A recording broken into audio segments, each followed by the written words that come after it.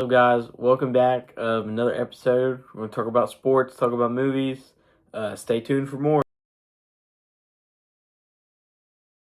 NFL, a little bit behind schedule here, so I'm going to talk about some stuff. But the Ravens beat the Bears 30-16 on Sunday. That put them at 2-5, and they beat the Dolphins when I'm filming this last night on Thursday Night Football to improve to 3-5. I think they said earlier they have the best odds to win the AFC North, which is really interesting. I think with considering the Steelers at 4-3, the Bengals I can understand. They're both, I think, Bengals are 3-4. Joe Flacco doesn't play. There's a high chance they move to 3-5. Obviously, the Bengals losing to the Jets probably boosted the Ravens a little bit, but they were always considered a Super Bowl contending team. They just didn't live up to it. So them being a team to come back from 1-5 and make playoffs is not incredibly surprising. Like I just mentioned, the Jets beat the Bengals 39-38. They got their first win of the year, first win for Aaron Glenn, first win for Justin Fields as a New York Jet.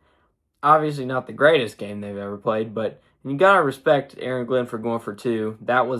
I did not expect that. That's a big risk. That's one of the plays that when you call it and win, you're such a genius, and you have balls of steel, and if you lose, you're a dumbass. It's a big risk, but it's a big reward, and obviously it paid off. So, you kind of got to be happy for them, I guess. Jets fans have been through it.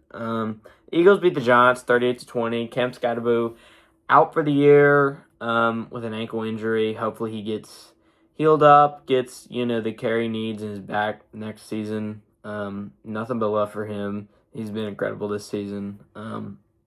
Big part of the Giants having any success at all this season. Obviously, you can look for Tyrone Tracy to pick up a lot of the touches there. This upcoming weekend, I said like 15 times this video. This upcoming weekend, we have the Chiefs and Bills at 4:25. Obviously, a rematch of AFC playoff matchups over the years. I said it again. There's a lot of need, I think, kind of on both teams for this win. Obviously, the Chiefs are just kind of rolling. They're fine. But I think the Bills need a win. I think the Bills could use another big time, obviously that's not necessarily prime time, but a big time win over a big time opponent I think would be really good for them. And obviously the Colts and Steelers, going to be an interesting game. It's not one that you would look at before the season and say, that's a heck of a game. But the Colts at 7-1 and the Steelers at 4-3. Steelers need this win a lot more than the Colts do. You do not want to be 500, although they probably will end the season at 500 or slightly above 500 because that is the Steelers' status quo. I'm fairly convinced that they could go dig up a dead body in the graveyard, put him at quarterback, and they would probably be a game or two above 500 under Mike Tomlin. That just seems to be the status quo in Pittsburgh. But my main point for NFL for the week is I just wrote down, I don't even know who's good at this point. This is just insane. The Falcons beat the Bills 24-14. The Bills beat the Panthers 40-9. And the Panthers beat the Falcons, who beat the Bills 30-0. I have no idea. That sounds really confusing now I'm saying it out loud. But the idea is teams beat teams, lose to other teams, and then can't even beat those teams. I don't know. It's all fascinating, but I really don't know who wants to come out on top, and I really have a feeling that with Rashee Rice back, the Chiefs are going to be the team that ends up on top, just having that it factor that a lot of teams just don't seem to have. I really think Chiefs and Eagles are looking like, the big-time contenders. Obviously, after losing last night, the Dolphins are in trouble, having not their best year.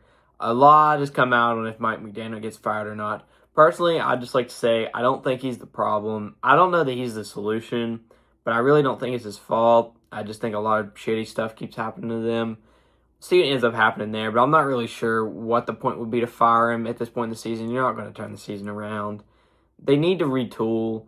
We'll see if they are willing to do that as an organization. But a lot of interesting stuff coming up. I think it'll probably become clearer who the top teams are, specifically the Chiefs, after that 0-2 start, starting to come into their own. We'll see what happens. We'll have more to talk about next week. Hopefully a little bit of progress, but you never know. It's a weird world out there. All right, guys. Peace. NBA, I haven't fully figured out how I want to structure it. Obviously, with a lot more games being played, it's a little bit harder to talk about like past week games and different stuff like that. So I just wrote down some of my main talking points. The Bulls are 4-0. Time of this video, I do believe they're 5-0. Sixers are 4-0. I don't know if they beat the Celtics or not. And the Spurs are 5-0. Spurs is not incredibly surprising. Sixers is really not incredibly surprising when you consider how good that roster is. Talk about them in a minute. But the Bulls being 4-0, 5-0 now, did not predict that. Did not see that coming. I think they have a solid team. Obviously, Kobe White's been out too. But Matas Buzelis has really come on. I think he's looking like an even bigger steal than he looked like last year. They're playing good basketball. Will they sustain it a whole season? Probably not. But they're kind of a 500 team every year. But it's a good start. No team is going to look at 4-0 unless you're really bad and you're going to say, oh man, shucks, like 5-0. I keep messing up. 5-0. No team is going to look at that and say like, oh, this is terrible. But can they sustain it? We'll find out. Maybe not. But obviously a really good start to the season for them. For the Sixers, I wouldn't say it's incredibly surprising. They were very talented last year, had a lot of bad luck with injuries, really weren't even that great when they weren't hurt, but there's a continuity thing. There's a lot of stuff going on there. VJ Edgecombe looks like, Cooper Flagg is the best rookie out of that class, but VJ Edgecombe is for sure the very, very, very close second. He has been playing lights out for the Philadelphia 76ers, who, when Jared McCain comes back, really have 4 starting caliber guards, and that's going to be something they're going to have to figure out. You know, we've seen teams, I think San Antonio has a similar problem with how good Dylan Harper's been. Stephon Castle's playing even better than he did last year. They're going to bring in De'Aaron Fox, but 3 guards you can work, especially when you have a 7'4" alien. I don't know how the Sixers are going to figure this out. You're not starting 4 guards. You really shouldn't be starting 3. You could theoretically put VJ at the 3, but I don't know, man. There's issues there, but they'll figure it out. But all their guards have been playing really good. I expect McCain to be very good when he gets back. Joel Embiid, try to stay healthy, brother. That's all we ask. But let's see what happens there. And if you're the Spurs, you're just happy where you are. You have probably the future best player in the game. Wemby, I don't even know where to start. I don't even know what to say at this point. He's great. I really there's no compliments or words you can give. The dude's just incredible. I don't know how he's this good, this quick. I think we all expected him to be good, seeing all the stuff, with training with the Monks and stuff in the summer or whatever, but he is really great. He is really impressive. And we'll see what ends up happening there. They are looking like a playoff team. I don't know if they'll make the playoffs yet. Obviously, the roster could be a little bit better, but the roster could be a lot worse too. So, just throwing that out there. So I wrote down Austin Reeves, currently averaging 35, 6, and 10. A lot of people didn't have that on their bingo cards. I did, Lakers fan. Everyone knew, right? 4th in points, 2nd in assists, had a game winner against the Timberwolves the other night. He has been playing lights out with Luka Doncic out and LeBron out. Took a little bit of a points hit when Luka came back, but I think still had 21. He's having an all-star level season. He's been incredible. I think some people are surprised. I think some people that watch him aren't super surprised. He was always kind of capable of it. But to really see him go out and realize, there's a lot of players that are capable and don't live up to their expectations. To see him go out there and really live up to his expectations and the level of play that fans know he can play at is really incredible, considering he was undrafted. And I think it really becomes, as time goes on, where is he ranking as far as undrafted players all time? Because I don't know undrafted players putting up the numbers he's putting up. Hashtag just saying. But some good upcoming games. I wrote down the Knicks and Bulls. The Bulls ended up winning that game. That game already happened. You also have the Heat and Lakers Sunday. I think that's a good game. Obviously with LeBron out with his sciatica injury, but still a really good game, I think. Heat have been very good this year. They've started out very hot. Obviously, bringing in Norman Powell, made some moves this summer. Starting off hot, I think they're kind of similar to the Bulls. We'll see. I don't think either of them are bad teams. It's not like I'm saying they're going to regress to not being a play-in team, but I think they're both probably play-in teams. The Heat, if they keep it up, might be able to be in the playoffs. Maybe the Bulls are too. Who knows? Pacers have not been playing good. I didn't write that down, but they have looked rough this year. A lot of injuries, a lot of issues there. I think there's going to be some moves to be made in Indiana. But it's not incredibly surprising. I think Miles Turner is a lot more important to that team than they realize. I think Halliburton is too. Obviously, losing both of them, one of which you really couldn't help, obviously, with Halliburton, one of which you could with Miles Turner and paying him what he's due, but not here nor there. He's gone now. A lot of early scoring outbursts this season. A lot of players averaging a lot of points, obviously. I feel like even more so than last season. I think this is based on a lot of players really coming out of the gates hot. I think when you have injuries, a lot of players get hurt and they kind of feel like it gives them that extra time to kind of get hyped up, get some momentum, and they really want to come out there and succeed. And I think we've seen that, obviously, like we've seen with Wembanyama. I do expect it to go down a little bit, the scoring outburst, but I don't think it's a problem. And I also think you have situations like the Bucks with Giannis, who Ryan Rollins, very good. Their supporting cast is playing very well, but Giannis is also the by and far best player on that team. So putting up tons of points like that, a lot of it is situational. We'll see what ends up happening, but I think it's great to watch. I like it. I hope you do too. So that's about all I have for NBA this week. Tune in next week. We'll have more. College football, obviously a big weekend. So let's start out with the main point. Texas A&M beat LSU 49-25, which resulted in Brian Kelly's firing. It's not incredibly surprising that they fired him after that. And after this season, I think LSU was looked at as a team that could be the best team in the country. You bring in a really good defense. You're supposed to have a guy who last year is probably the best passing quarterback, one of the best passing quarterbacks in the country. Please don't take my head for saying that. Really good offense last year. Really bad offense this year. Really bad defense last year. Really good defense this year. LSU has been very disappointing. They haven't had an awful year by football standards, but they have had a disappointing year. They've had a disappointing decade, a disappointing tenure under Brian Kelly, which makes his firing not all that surprising. I'll come back to that. But Ole Miss beat Oklahoma 34-26. I know they're not incredibly surprising. Ole Miss is still rolling. I think this puts them about a shoe-in. That's another really big win for them to make the college football playoff.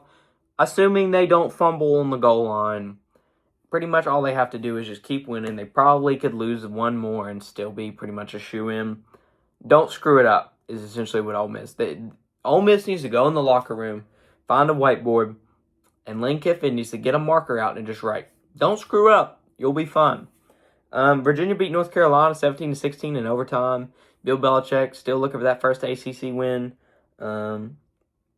Virginia's been very good this year. I saw something about their coach saying, if you can't be expected to flush toilets, they have players apparently not flushing toilets. He said, if you can't be expected to do that, why would we believe that you're going to die on the field for your brothers?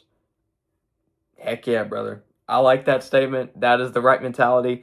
The little things turn into big things and make winners. If you want to be a winner, you got to fill in the little things, right? That's advice for all of us. Flip it over. This upcoming weekend, we have some big matchups. Oklahoma and Tennessee, both 2 losses. It's essentially going to decide who is probably for sure out of the college football playoff, who is probably still out of the college football playoff, but is going to have a chance. I'm rooting for Tennessee. See what happens. Maybe Oklahoma pulls up the victory. But Oklahoma has not looked great since Sean Mateer came back. I do think they rushed him back a little bit too quickly. Caused some issues there. I understand you want him back. I understand you want to win those games. It's a hand injury.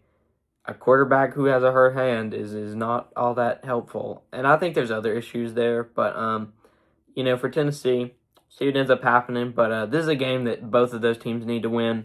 But, like I say all the time, only one can. Only one. We also have Vanderbilt and Texas. That's a big matchup.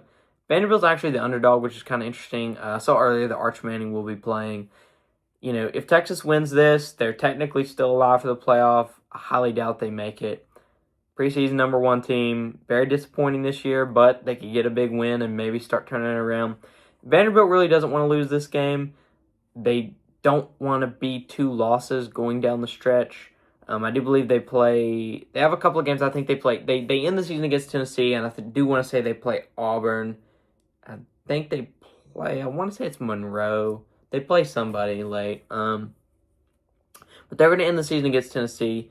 Which really essentially makes it, you don't want to lose, but that game will probably decide, assuming Tennessee only has 2 losses, If Vandy only has one loss, they probably could lose to Tennessee and still get in, which would put Tennessee in ahead of them. But I know that sounds so confusing. I'm so sorry. I'm trying to articulate this. It makes sense in my head.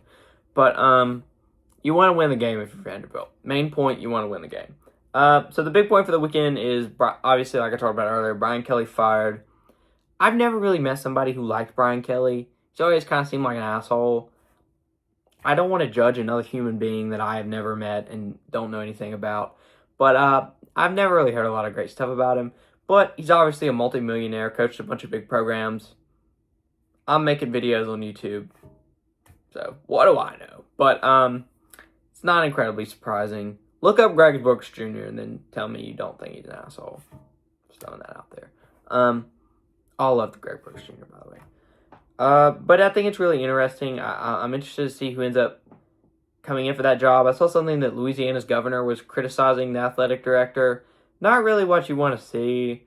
I think it just makes it harder. It puts a lot more pressure under it to make the right decision. Obviously, Brian Kelly's contract is not great, but it's a lot of attention. It's a lot of pressure, and people just don't want that.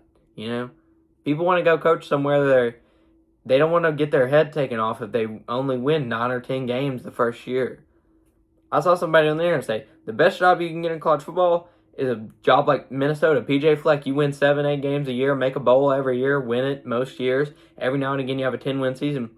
I mean, James Franklin won 10 games a year, and they've won at his head for a long time. If Ryan Day didn't win the national championship last year, I'm surprised they didn't fire him. He won 11 games a year. I mean, he literally would lose like 1 game a year, but that 1 game was to Michigan, so we've got to take his head off.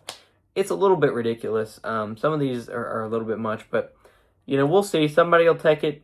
I think there's a lot of interesting candidates. Matt Rule re-signed in Nebraska. That's another one that will not be going to LSU or Penn State or any of these, Florida or any of these big openings. But Florida State, Penn State, and LSU, that's a heck of a job cycle. I'm very interested to see who ends up interviewing and ultimately taking these jobs, and we'll have a lot to talk about when that happens. But yeah, guys, stay safe. So for movies and TV, obviously another big weekend, like I say every week. So let's start off with the box office. Chainsaw Man came in with about 18 million. I don't know that much about that. I'm just gonna be honest, but looks chainsawy. Put in the comments if you're a big fan. Regretting You came in second with 13.7 million. I was able to check that out in theaters. Hoping to do a review soon. Black Phone 2 still came in with about 12.9 million. Still pretty good. I think it's made, I think I saw it the other day, like 85 million. I might be wrong on that number.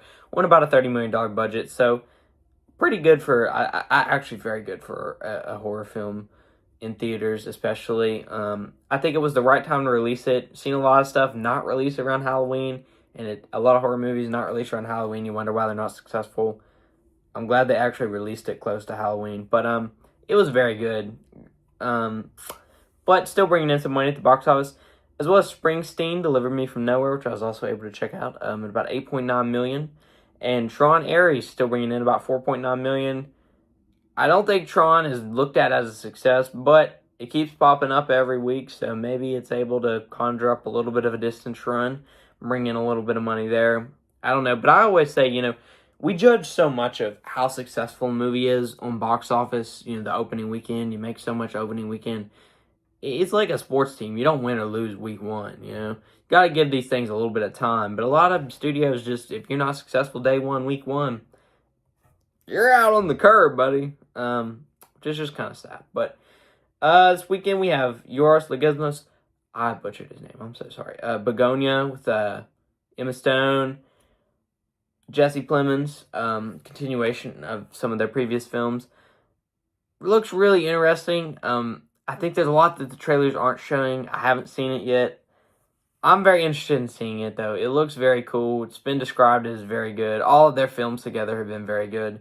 So, it's definitely, I think, worth checking out. You also have Stitchhead, which looks cool. It's a family-friendly animated movie, Halloween movie. Looks really cool. I'm excited to see it. You also have Self-Help, which I don't know a ton about. It's about a woman infiltrating a cult that's, got her mother or something. Looked interesting. I just write stuff down that is releasing. But I definitely think Begonia looks really cool. I think it's all really cool though. Everything is worth checking out because like even if it's bad, you still get the experience, and then you have something to do and tell people that it sucked. It's worth checking out, I think. But TV and streaming, a lot of stuff. Obviously, Welcome to Derry. Episode 2 came out early, Halloween, the 31st. I don't know why I said that. But I heard a lot of great stuff about that series. I've not caught up on it yet, but I will soon. You also have new episodes of Tulsa King on Paramount, Sheriff Country on Paramount, House of Dynamite, a movie streaming on Netflix. I've heard mixed reviews on it. Some people like it, some people don't. Definitely something to watch then, because some people like it, some people don't. Find out which crowd you agree with. Maybe you think it's mediocre. That's always interesting. You also have The Last Frontier on Apple TV. I've always thought that looks really cool. I haven't seen it yet, but it looks really interesting. I like the concept of that. You also have The Hand That Rocks the Cradle on Hulu. A lot of good stuff out there to see and check out in theaters or online or on streaming. Lots of stuff to watch. Obviously, as we come into the fall months, the winter months, not as many, summer blockbusters out there. But lots of good stuff to watch, I think, definitely. If you're interested in something, check it out. If you don't like it, you don't like it. It's not the end of the world. I think, people expect everything to be great. Everything can't be great day one. Some things you got to give it a little bit of time, and they improve and get better, and just kind of see where it ends up. I'm rambling at this point. I don't really have anything else to say. I would have liked to talk a little bit longer, but that's about all I have for this week, guys. It's a little bit later of an episode. I will do better in the future. I hope the editing has been good. I'm trying to improve. I'm trying to get better. So, yeah, stay tuned. We'll be back next week.